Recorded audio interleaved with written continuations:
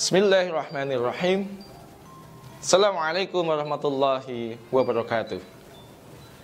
Alhamdulillahi rabbil alamin. Wa bihi nasta'inuhu ala umurid dunya waddin.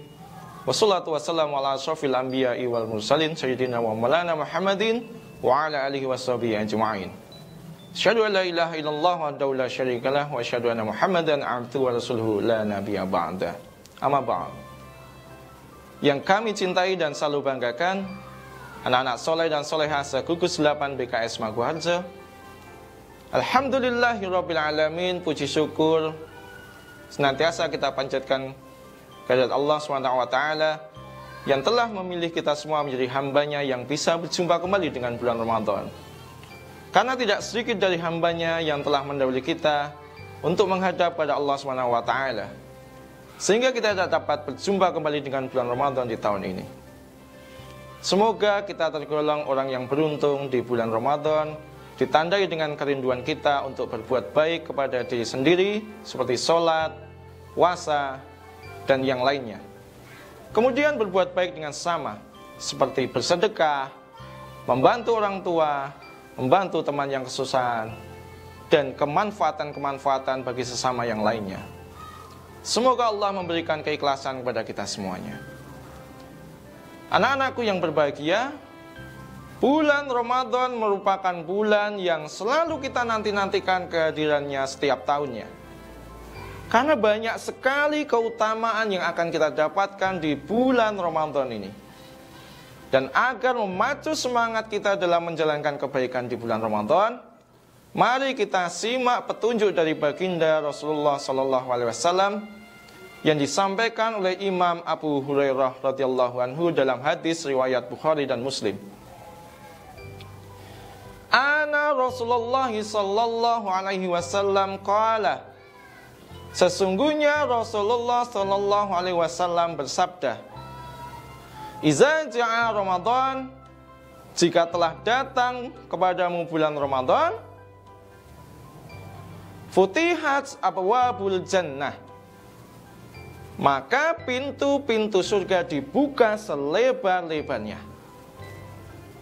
Wa khuliqat abwabun nar, dan pintu-pintu neraka akan ditutup. Wa sufidas syayatin, dan setan-setan akan dibelenggu dengan rantai. Hadis riwayat Bukhari dan Muslim. Nah, anak-anak, ada 3 hal yang akan kita maknai dalam hadis tersebut. Yang pertama adalah, jika datang bulan Ramadan, maka pintu surga dibuka selebar-lebarnya. Apa kuncinya? Kebaikan. Artinya, jalan menuju kebaikan dimudahkan oleh Allah SWT. Coba anak-anak renungkan. Kalau kita melakukan ibadah sholat malam di luar bulan Ramadan, misalkan kalian melaksanakan sholat tahajud 8 rakaat, ditambah witir 3 rakaat, sendirian di rumah, di luar bulan Ramadan, luar biasa beratnya kalian untuk bisa bangun malam, setengah mati. Tapi kalau kita sudah memasuki bulan Ramadan, maka langkah kita menuju ke masjid untuk melaksanakan ibadah sholat berjamaah, ibadah sholat malam, sholat taraweh, maka akan diringankan oleh Allah SWT. Karena apa? Karena semuanya tergerak untuk melakukan itu semuanya. Kita didukung oleh semuanya. Orang tua kita, lingkungan kita, teman-teman kita, bersama-sama beribadah di masjid. Maka sholat taraweh yang tadinya kelihatan berat, jika dilaksanakan dengan sungguh-sungguh, maka akan menjadi suatu ibadah yang ringan dan menyenangkan. Nah, apalagi kalau ditambah setelah sholat tarawih selesai, ada takjilnya. Nah, itu yang ditunggu-tunggu. Maka akan menjadi lebih menyenangkan. Tapi jangan sampai kalian hanya mengharapkan takjilnya.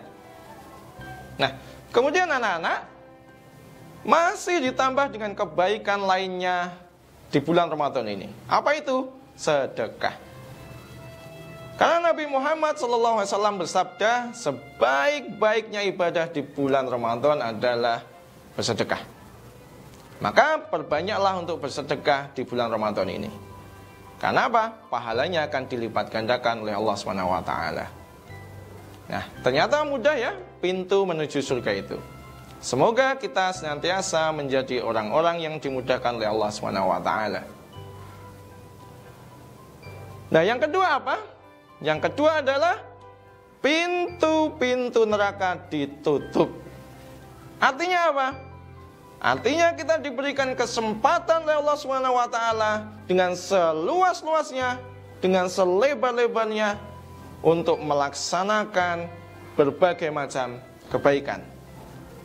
Untuk itu, tingkatkan kualitas dan kuantitas ibadah kita di bulan Ramadan ini. Perbanyaklah untuk bersedekah, perbanyaklah untuk beribadah, dan laksanakan dengan ikhlas dan hati yang senang. Yang ketiga apa? Yang ketiga adalah dibelenggunya setan-setan. Maksudnya apa? Setan tidak sebebas di luar bulan Ramadan dalam mengganggu dan menggoda manusia. Karena terbatasi langkah mereka untuk mengganggu manusia. Tapi ingat, masih ada tipu daya setan dalam diri kita. Yaitu apa? Hawa nafsu. Nah, hawa nafsu inilah yang akan menjadi perangkap setan untuk menjerumuskan kita semuanya. Sebagai contohnya, ketika kita akan berangkat melaksanakan ibadah sholat isya dan taraweh, setelah berbuka puasa, ternyata kita kekenyangan. Sehingga hawa nafsu kita membuat kita merasa malas, merasa ingin tidur saja. Tetapi ketika kita melihat orang tua kita bersemangat untuk melaksanakan ibadah sholat isya dan taraweh berjamaah di masjid, ditambah teman-teman kita bersemangat, maka yang tadinya kita merasakan malas menjadi semangat. Nah, inilah artinya bahwa setan-setan dibelenggu, tetapi hawa nafsu di dalam diri kita masih menggoda. Maka berhati-hatilah, jauhkan hawa nafsu dari dalam diri kita. Nah, anak-anak, kalau kita di bulan Ramadan ini kok tidak bergegas melakukan berbagai macam kebaikan, maka kita termasuk dalam golongan orang-orang yang merugi dan tidak akan mendapatkan kemuliaan. Nah, kalian pilih yang mana? Mau jadi orang yang beruntung atau jadi yang merugi? Kalau ingin beruntung, maka bergegaslah melakukan berbagai macam kebaikan-kebaikan di bulan Ramadan ini. Perbanyaklah amalan-amalan di bulan Ramadan ini. Mengaji, ibadah, sholat sunnah, sholat wajib, tingkatkan kualitasnya, tingkatkan kuantitasnya. Semoga Allah SWT menjadikan kita sebagai hambanya yang beruntung. Allah ampuni dosa-dosa kita, dan semoga Allah SWT mengumpulkan kita kelak di surganya bersama baginda Rasulullah Muhammad SAW. Amin, amin, ya rabbal alamin. Assalamualaikum warahmatullahi wabarakatuh.